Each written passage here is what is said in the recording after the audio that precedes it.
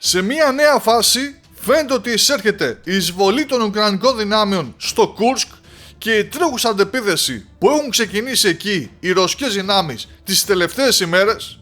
καθώς οι εξελίξεις είναι ραγδαίες, αφού από χθες αργά το βράδυ ρωσικά μέσα ενημέρωση μεταδίδουν ότι ο ρωσικός στρατός κατάφερε τελικά και έθεσε υπό τον έλεγχό του τον κρίσιμο οικισμό Λουμπίμοβκα, διώχνοντας από εκεί τους Ουκρανούς που με νύχια και με δόντια προσπαθούσαν να τον κρατήσουν, και τώρα οι Ρώσοι ήδη προχωρούν και χτυπούν την τοποθεσία Ζελένη Σλίακ, ώστε να αποκτήσουν τον πλήρη έλεγχο της οδικής αρτηρίας που ενώνει το Κορένεβο με τη Σούτζα, η οποία ήδη βρίσκεται υπό τα πυρά τους, διακόπτοντας έτσι τον εφοδιασμό των Ουκρανικών δυνάμεων.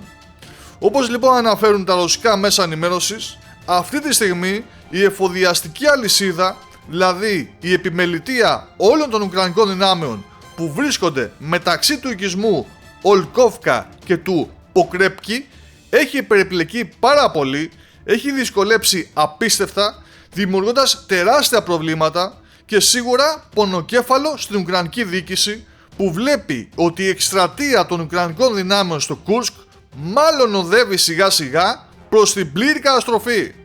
Γι' αυτό άλλωστε προσπαθεί να προωθηθεί στα νότα των Ρώσων, εισβάλλοντας από μια νέα περιοχή στο Γκλούσκοβο σε μια κίνηση περικύκλωσης, θα μπορούσε κάποιος να πει, κάτι που όμως δεν έχει αποδώσει καρπούς, τουλάχιστον ακόμα, αφού οι ρωσικές δυνάμεις έχουν ενισχυθεί πάρα πολύ και σφυροκοπούν όσους Ουκρανούς εντοπίζουν και με πυρά πυροβολικού αλλά και με δυνάμεις της αεροπορίας, μην αφήνοντας περιθώριο να υλοποιήσουν τα σχέδιά τους.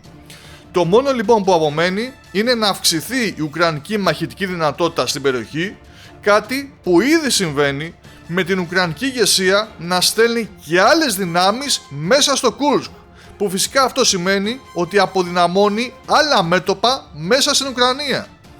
Τέλος, δεν πρέπει να λησμονήσουμε να πούμε ότι εκτός από την απελευθέρωση του οικισμού Λουμπίμοβκα, που δεν είναι επίσημο ακόμα, οι ρωσικές δυνάμεις προχωρούν και χτυπούν το Πλέχοβο από την άλλη πλευρά αυτής της Σούτζας, με τους Ουκρανούς να αντιμετωπίζουν και εκεί προβλήματα, τα οποία θα γίνουν μεγαλύτερα αν οι Ρώσοι πάρουν και αυτόν τον οικισμό, καθότι βρίσκεται νότια της Σούτζα και η θηλιά αρχίζει να σφίγγει επικίνδυνα.